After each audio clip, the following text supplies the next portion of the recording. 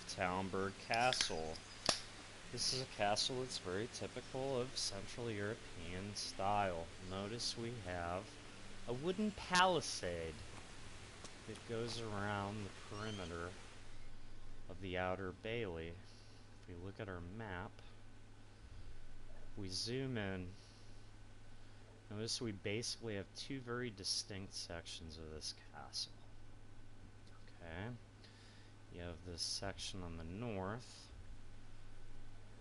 that is surrounded by wooden palisade.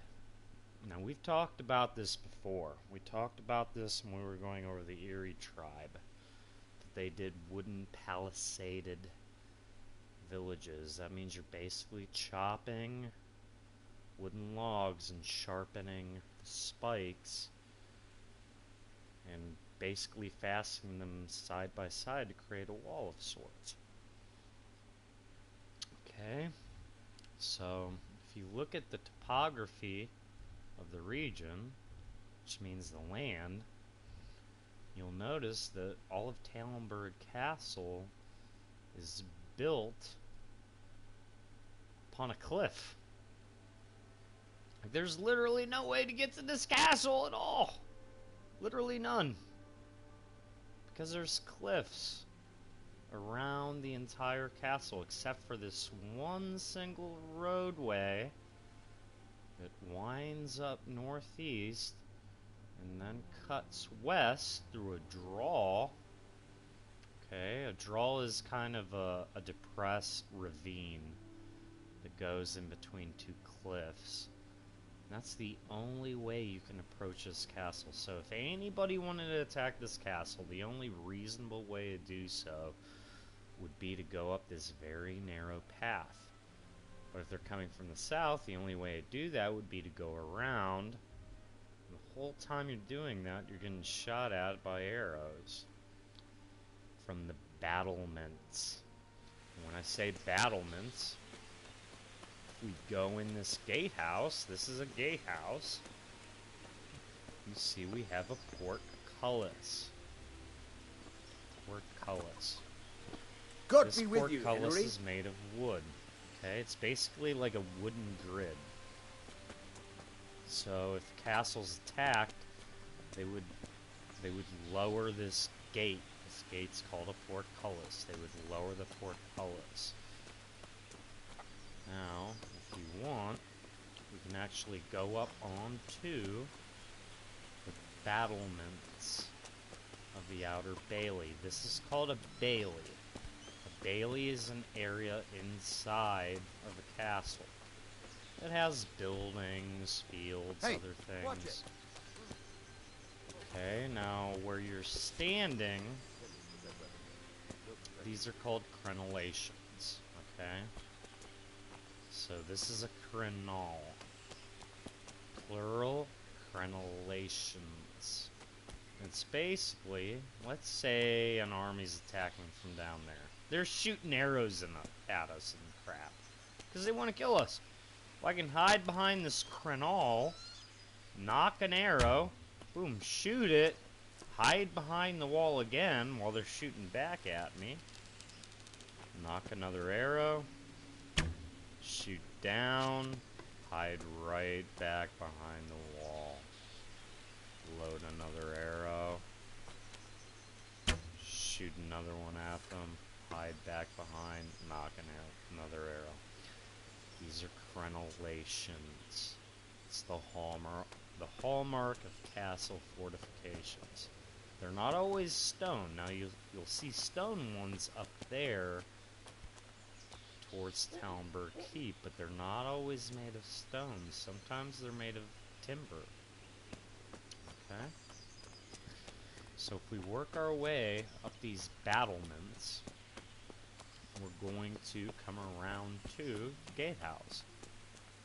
You see several guards on duty. Welcome, And Henry. they're basically patrolling the perimeter.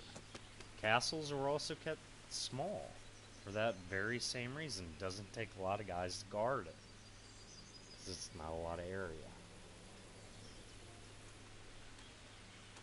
Okay, so we walk up this way. Here's the gatehouse, the same gatehouse we entered.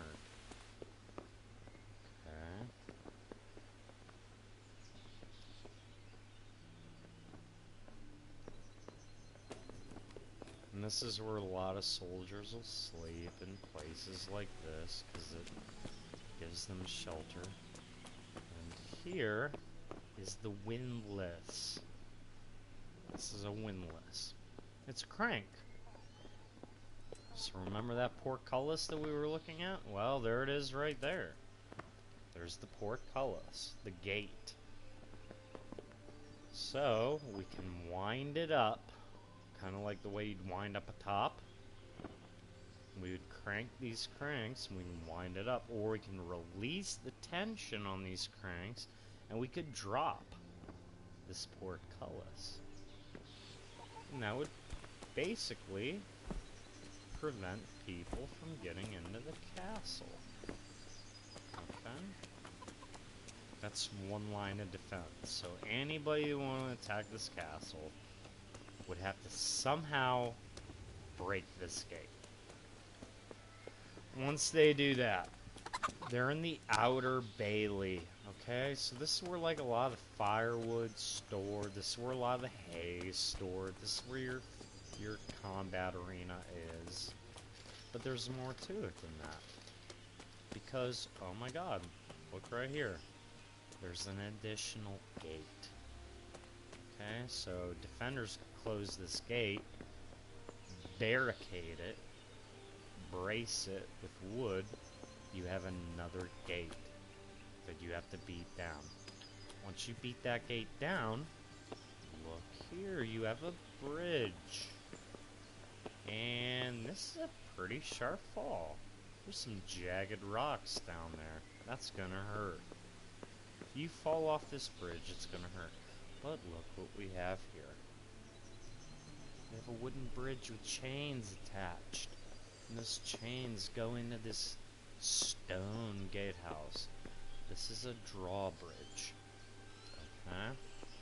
So, if the castle's attacked, they can actually pull this bridge up. So this bridge will be pulled up, blocking this entrance, which means there's no bridge here anymore when they do that. So you can't even get close to this entrance. It means you need to build ladders or a tower to get over it, or you need to try to pull it back down. It creates a lot of trouble, and look what we have here. We have Renovations. Dude pops out from there and pops right back. Bam. Put the weapon away. That's forbidden here. And I'm getting in trouble for God be with shooting you, Henry. arrows. These carnelations are protecting them from arrows. Notice this area here. This is called a hoarding. It's kind of a wooden, what's called meticulations. So if we look up, there's actually a gap there. So even if we got right up to this gate, guys can't shoot for these arrow slits. These little narrow windows, by the way, they're called arrow slits. Let's see if I can actually do it right now. Shoot an arrow. Nope, I can't. I'm not that good enough. People can actually shoot arrows out of these little thin arrow slits. If guys get right up to the gate, guess what you can do from here? You can drop rocks. You can dump oil. You can drop burning oil. You can drop burning pitch on them. You can drop all sorts of things on them from here. If we do somehow pull this drawbridge down, or breach it somehow, we get into here. Look what this slit is. This is obviously a slit. Like, you can actually see the windlass right above us. There should be a portcullis here. Now, I'm not sure why there's not a portcullis here. Maybe the local lord's replacing a wooden portcullis and he's ordered a metal, like an iron or steel portcullis, which is almost impossible to batter down. If we get through that, oh, look what we have here. We have what's called a murder hole. See these arrow slits on both sides? People can actually shoot at us if we're right here. And drop things on us. On the hoardings. This is another... Now this is a weakness. They should have, if they were smart, they would utilize this better, and they would create a secondary portcullis, which they haven't really done. Okay? We see they have some ladders here, and these are very tall ladders. These are siege ladders, in case we wanted to raid a castle and overcome its Good day, defenses. Henry. This is the inner bailey. Okay, so that is the castle keep. So this is where Lord Divish lives. We're within his central area. So we have his stables, which is where the horses are kept.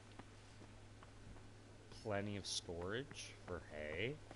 Plenty of storage for firewood from rain. Firewood is your main source of heating in the Middle Ages, as well as cooking. Okay, we have grain stored in here. What is? The stable master What the going hell on are you our way. More hay, and probably barley or wheat stored in these sacks.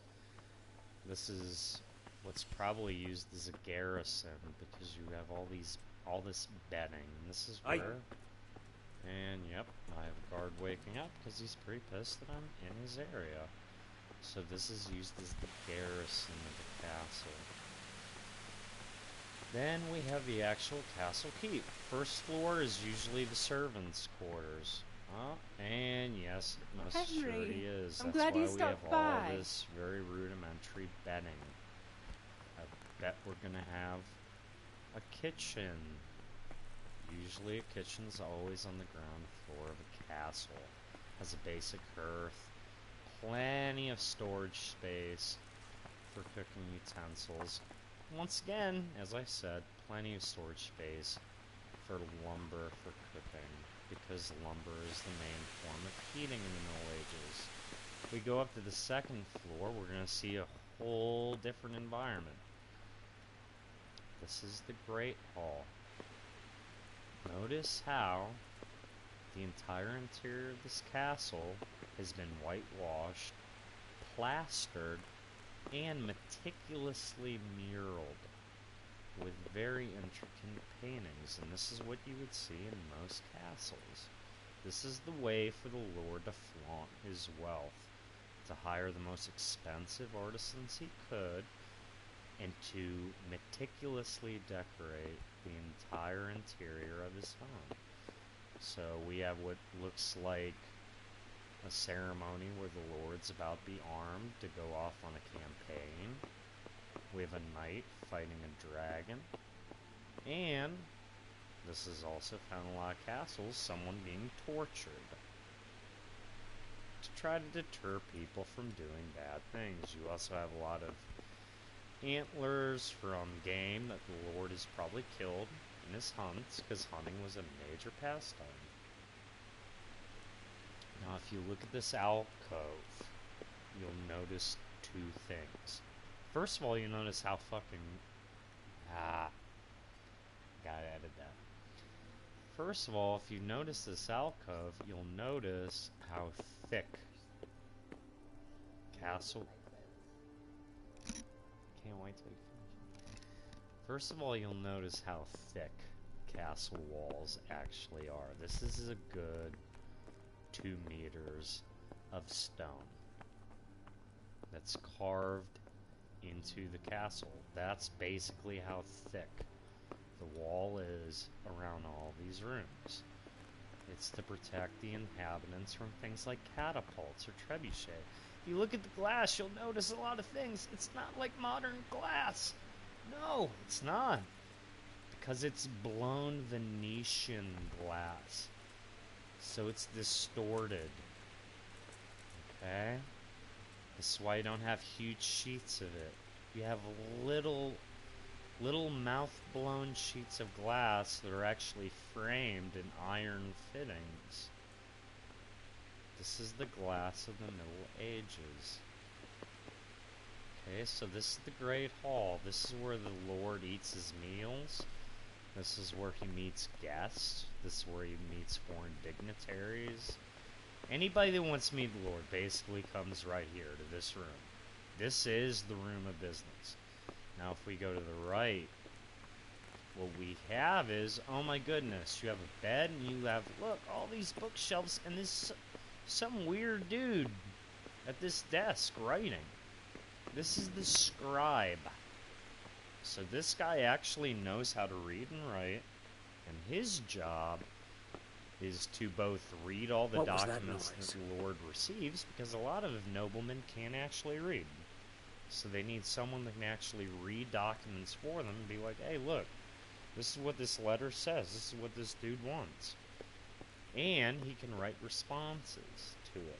He can also do research. That's why we have these bookshelves. He probably has several annals on medieval law, probably ancient Roman philosophy.